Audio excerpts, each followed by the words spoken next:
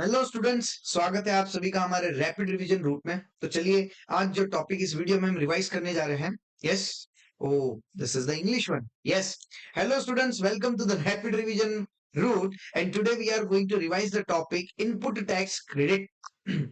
Yes, input tax credit. Now the term ITC, input tax credit. First of all, simply all of you have done your GST regular batches. Now we are revising in it. ITC, ITC. In the word ITC, there is the two words I and T. IT means input tax. Input tax means the tax that have been paid on the inward supplies. And credit means you are taking the credit of this input tax when you are making outward supply and paying the output tax. So credit is very simple. It is just output tax minus input tax. This is called as credit. Only this thing is the credit. Here what you are doing, you are taking the credit of that input tax, and this process is called as input tax credit. Now, section covered under this, it starts from section number 16. Before that, before this section, we have done section number 7, supply, 8, composite and mixed supply, 9, charge, 10, composition scheme, 11, exemption, 12 and 13, time of supply, 15, value of supply. Now this is section 16 of the CGST Act. Now in this ITC, we are going to cover section 16, 17, 18. Now 16, 17, we are going to go as much as detail we can revise these two sections. But section number 18, we are not going to talk as much as much deep as we are going in 16 and 17. So let us start with section number 16. Now, see in section number 16, there are four parts: 16, 1, 2, 3, and 4. Now, coming towards 16.1, it talks about the eligibility. Eligibility, who is eligible to take credit?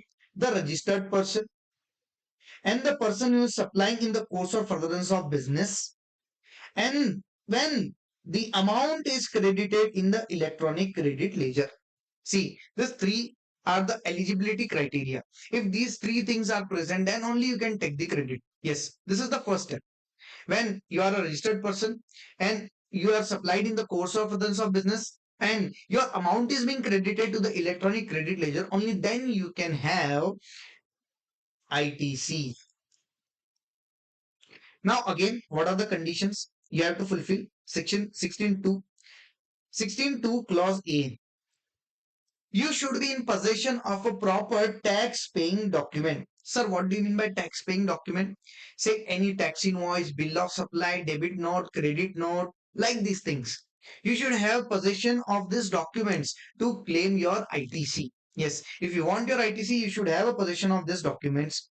Second, 16.2 AA, you should file returns properly. Say the supplier from whom you have taken inward supply, that supplier should file the GSTR1 or IFF if opted for QRMP scheme. Everybody know in returns there is QRMP scheme also, and there is IFF. Everybody is present with that having your full course of GST. So you know that there is IFF, this word in the returns chapter under the QRMP scheme. So if you are following the QRMP scheme, then please furnish IFF. If not following it, then furnish the GSTR1. So in short, I will tell you that return should be furnished. Yes, return should be furnished. After that, sir, you should have received the goods and services actually. You should have received the goods and services actually, except bill to ship to. Except bill to ship to. And after that, payment of tax should be paid to the government. The amount of tax should be actually paid to the government. See the conditions I am repeating again. First, you should be in the possession of tax paying documents. Second, GSTR1 or IFF should be filed. Yes.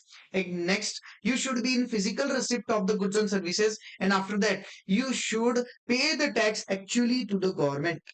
The government should have received this tax actually. Then only they can give you the credit. Yes. This is the thing. In this provision, there is a clarification. If the goods are received in lots, say installments, then the ITC will be given in the last installment. And when you have not made any payment to the supplier who has paid the tax recovering from you, so in that case we have to wait for 180 days. If the payment is not made to the supplier who has paid the tax, then your ITC portion will be reversed and 18% interest will be levied on that ITC portion.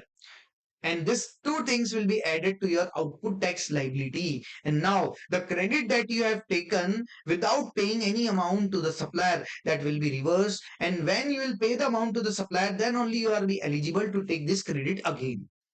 This is all about the thing. And this provisions of 180 days does not apply to RCM supplies, Schedule 1 and value of supply section 15(2)(b). In this cases, it does not apply.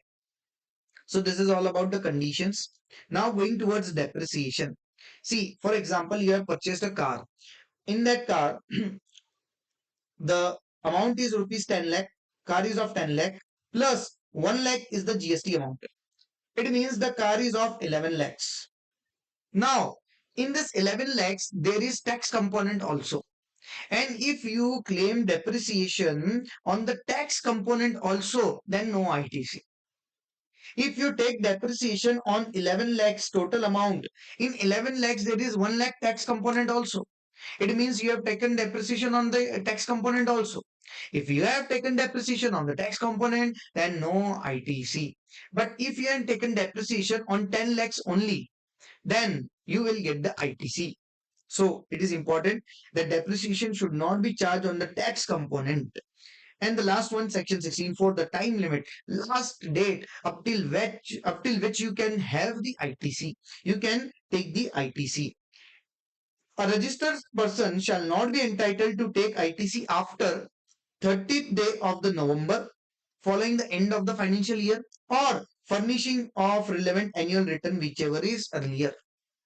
Say either you have furnished the annual return, or if you have not furnished the annual return, then 30th November of the end of the financial year, yes, next of the end of the financial year will be your last date of claiming the ITC on a particular invoice. See, this dates 30th November and the annual return furnishing date, whichever is earlier, will be your last date. So this is all about section number 16. Now coming towards the block credit, section number 17.5. Now these are the block credits. It means though you have satisfied the condition, though you are eligible as per section 16.1 and 16.2, then also we will not allow you to take credits of these things. Yes, forcefully. Will not allow you to take credit of those things which are covered under section 17.5 block credits. The credits under these things are blocked. But some exception also are given in the block credits. So we are going to see it clause by clause. The first clause A, motor vehicles. In case of motor vehicles, what happens? Sir, either the motor vehicle will be used to carry goods or passenger. If it is used to carry goods, so while purchasing such motor vehicles, if you have paid any input tax, that ITC will be available. Yes, you will get the ITC. But now in case of passenger, analyze what is the seating capacity of the vehicle. It is less than equal to 13% including the driver or more than 13%. If it is more than 13%, then ITC will be given. But if it is less than 13% and the vehicle is put to normal use, then no ITC. No ITC. But what if the vehicle is used for making further taxable supply? You are using that vehicle to make further taxable supply by way of further supply of such motor vehicle or transportation of passenger or imparting training or driving of such motor vehicle. Like this. Further supply of such motor vehicle, transportation of passenger, imparting training or driving of such motor vehicle. You are using it like this. If you are using it like this, then only then only this ITC will be eligible. You will get the ITC. If you are making further taxable supply by these ways of that vehicle whose seating capacity is less than equal to 13 seats. So this is the case of motor vehicles. Now coming towards vessel and aircraft. Clause AA. Clause AA, vessel, aircraft. Now see, what is the purpose of vessel and aircraft purchase? Transportation of goods. ITC will be given. ITC will be given. But if it is used for transportation of passenger, then again the same thing repeats. If it is put to normal use, then no ITC. If it is put for the use of making further taxable supplies by way of further supply of such vessel aircraft, transportation of passenger, imparting training and flying and navigating such vessel or aircraft. In these cases, only ITC will be available if you have purchased the vehicle, vessel or aircraft. In that case, using for these purposes for making further taxable supplies, then only ITC will be given. Otherwise, ITC will be blocked. Now, some notified services on such motor vehicle, vessel or aircraft. What are the services? General insurance, servicing, repair, maintenance, leasing, renting, etc. etc. See, in clause A and double A, we are talking when we're talking about when you are purchasing that vehicle, vessel or aircraft. While purchasing, you had paid the tax. In that case, we are looking forward to the clause A and double A. What if any other expenses related with that vehicle you have incurred and paid tax on that services? Say you have bought an insurance, you have purchased an insurance for your motor vehicle and you have paid tax on the premium part. Yes, or you have paid some amount while repair and maintenance of that motor vehicle and you have paid tax on that repairs and maintenance services. We are talking about that type of notified services in clause AB. Very simple. If you have credit, if you have got the credit in the cases of motor vehicle and vessel aircraft, see, in this case you got the credit, in this case you got the credit, in this case you got the credit, in this case, where you have got the credit in that clause, you will get the credit of these services also. You will get the ITC or you have paid on these services, you will get that credit also. But where the credit is blocked in clause A and double A, your this services credit will also be blocked. Very simple. If you have got credit there, you will get credit here. If your credit is blocked there, your credit will again be blocked here. And also you will get the credit if you are doing this expenses at the manufacturer level. Yes, at the manufacturer level itself. Now, coming towards clause B, following supplies of goods or services or both. Now, if you see here, there are many types of services like supply of foods and beverages, outdoor catering, beauty treatment, health service, cosmetic plastic surgery, leasing, renting of vehicles, and life insurance, health insurance, membership of a club, health fitness center, travel benefit given to the employees on vacation, or say home travel leave concession, like these things. Now, when these services are given to employees, one, two, three. When these services are given to employees and it is an compulsory by law, obligatory by law, it is compulsory by law that you have to provide your employees these services, then ITC will be given. It will not be blocked. But if it is not obligatory, in that case, no ITC will be given. In that case, no ITC will be given. We are talking about these three boxes. Now, exclusively talking about this first box, where you are giving such services to any other person other than employees. Now in that case, observe whether you are making an outward supply of the same category. Means I have taken the foods and beverages and supplying the foods and beverages. I have taken it and supplying it. If you are doing the same, then ITC will be given. If you are further making the same outward supply, same nature, okay, same, if you are making same outward supply, then only we are going to give you ITC. What if I have taken that food and beverages and consumed? No ITC. If I have taken food and beverages and supplied to the employees? No ITC. Unless and until in the case of employees, it is obligatory by the law. Yes. So this is all about clause B. Now, talking about clause C and D. Clause C and D. Now, here two words are important. One, construction and immovable property. In C, there is works contract. In D, there is contract, construction by their own account.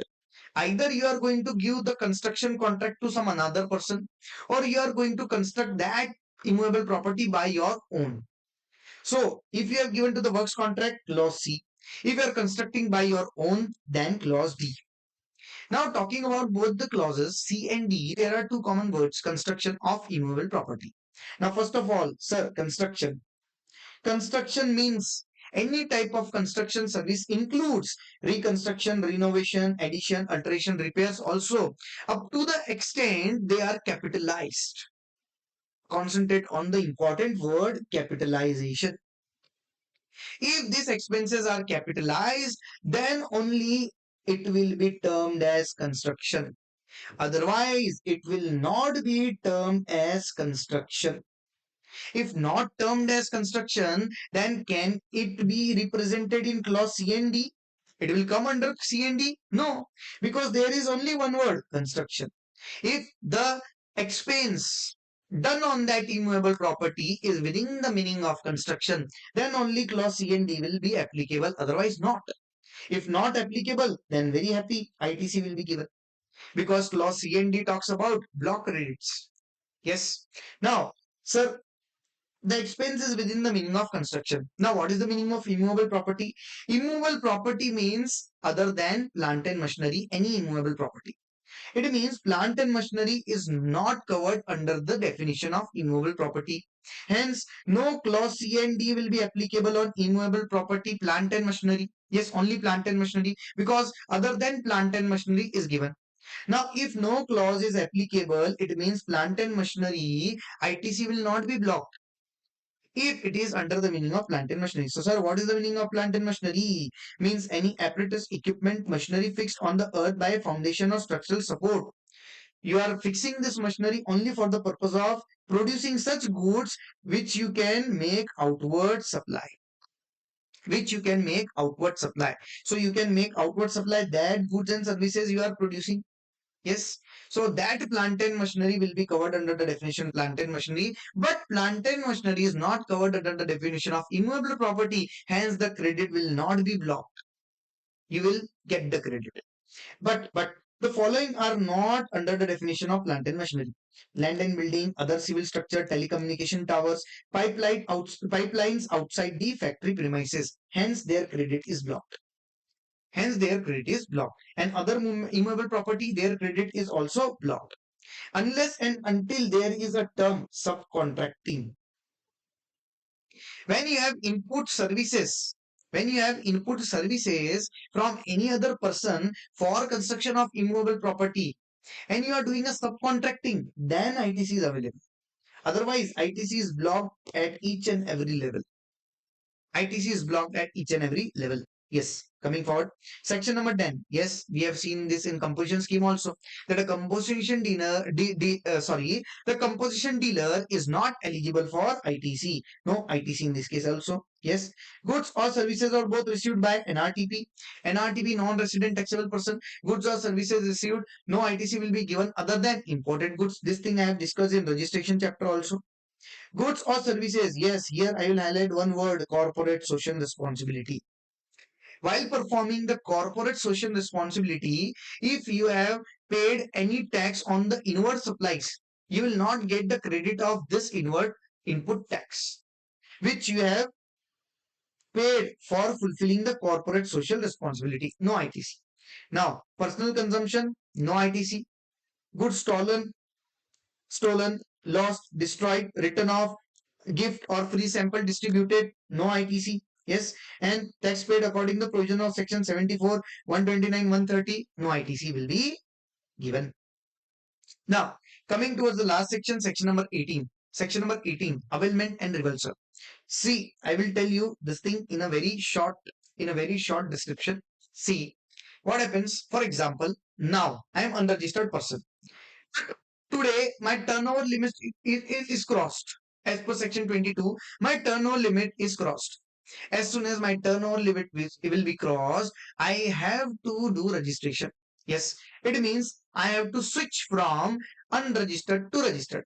Remember this word. I have to switch from unregistered to registered. Or example number 2.